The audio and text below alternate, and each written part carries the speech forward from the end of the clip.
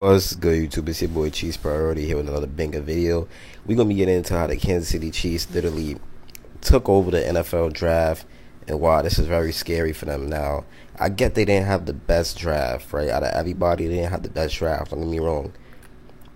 But you gotta understand the Chiefs are already a very good team, and the pieces that they gotten throughout the draft is like it was a lot of sneaky, underrated picks that a lot of people really just didn't really like see and realize. But first, we're gonna be analyzing the Felix Anudike-Uzomah pick. Now, this is like my least favorite pick, and I feel like we could have got him in the second, but I mean, I guess they didn't. I guess that's what they wanted.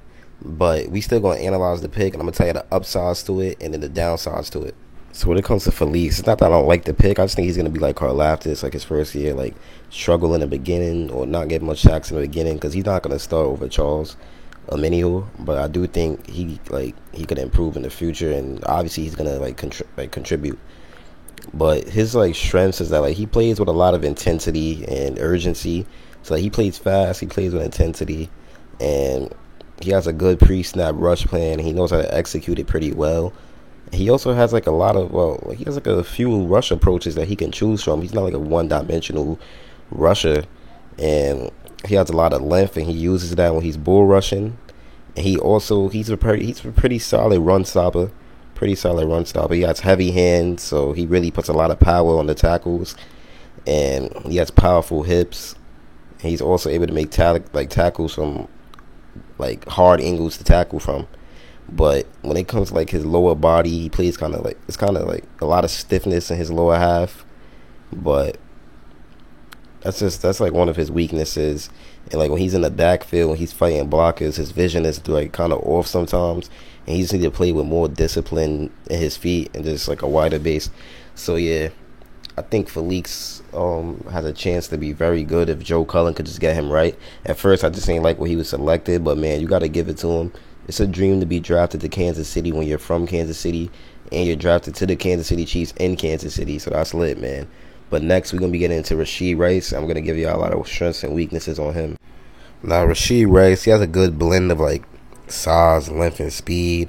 He has good vertical separation. He makes cornerbacks struggle sometimes with his physical ability.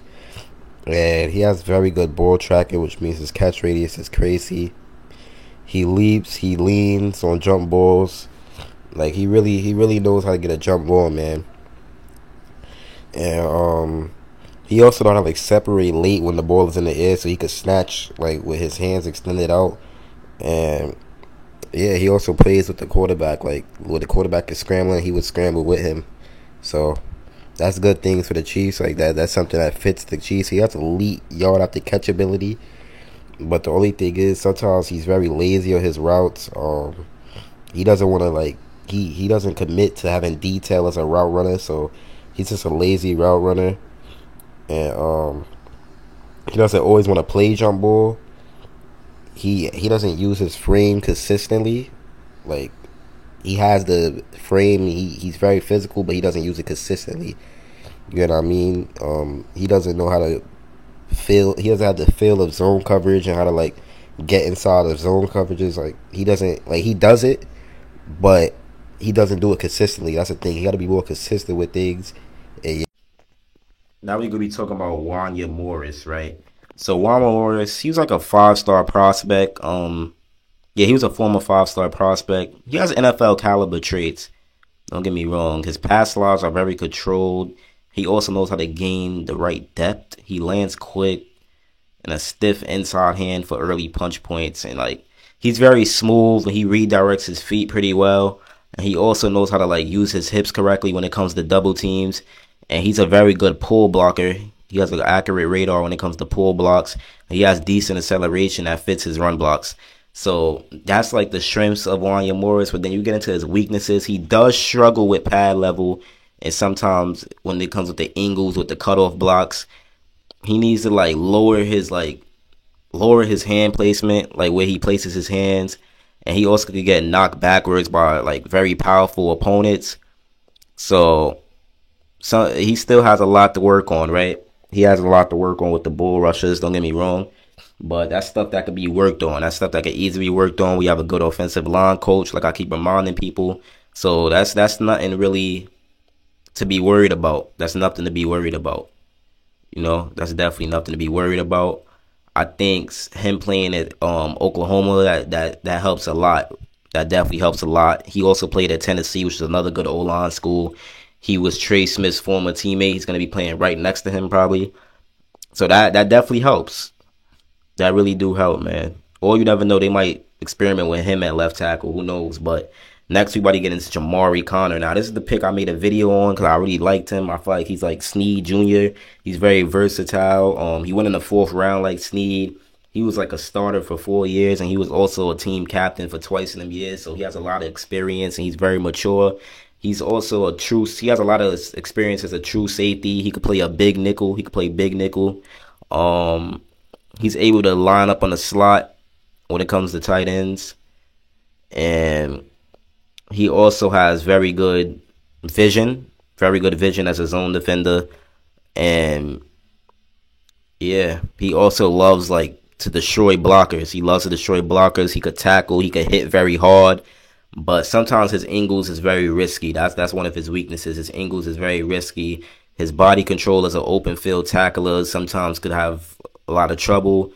But that's just stuff that you could like. That's stuff that you could easily improve, bro. That's stuff you could improve. Jalen Watson had issues. We improved those.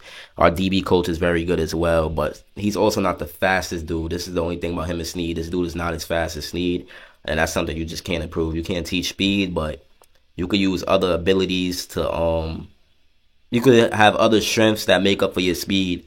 So that's why I don't have a problem with Jamari Conner, and I love his physicality. I think he fits our defense extremely well. And if Spags like him, who am I not to like him, right? At the end of the day, Spags is our defensive coordinator. But we about to get into the B.J. Thompson pick. Now, the thing about the B.J. Thompson pick, he's very undersized, but he's an explosive edge rusher. He's pretty fast. He's an explosive edge rusher. He could be one of them dudes that you could line up at linebacker and he could have like a free run. Like he's one of them type of guys. But if he bulks up, I do think he could be a monster. If he bulks up, he could definitely become a monster. But I don't know if we're gonna bulk him up. But I got a feeling we are. And another thing, he's pretty up there in age too. Like he's kind of old. I ain't gonna lie, he's kind of old, but he's very undersized. Like this dude's undersized. But if he does like bulk him up, then he could really be something special because he has explosive hips and his speed is crazy. His stride length is crazy. He has physical tools to be an edge rusher, but he's gonna need at least a year in the NFL training program to get bigger, bro.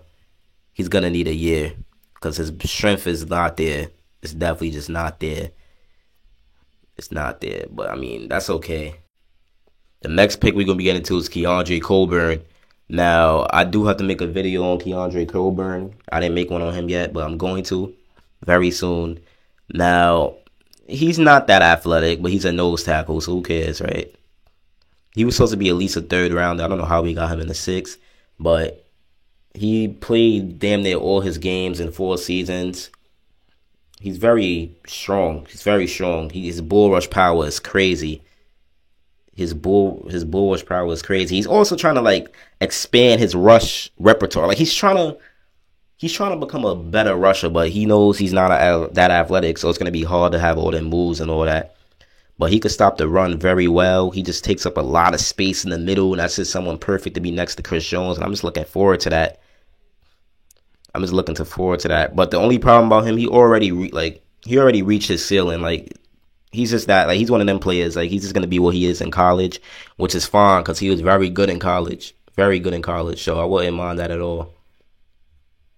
And he's 344 pounds. This dude's a monster, bro. Like that was such a good pick, and I love that. Now the next pick we can get into is Nick Jones from Ball State. Now I don't really know how to feel about this pick because it's really not too much of anything. He was making plays in training camp. I'm gonna show y'all a clip right now. But this isn't really nothing crazy. I mean, it's just one of them picks that's like, okay, it's just a pick. But he has good size. He has above average arms.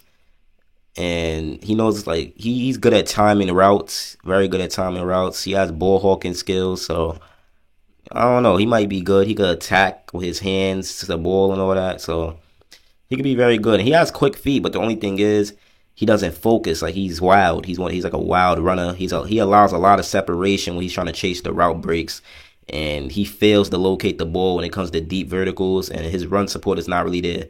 But like I said, this is just another experiment that can improve. And I think he could be better than Joshua Williams in my opinion. But hey, we just got to see, man. We just got to see.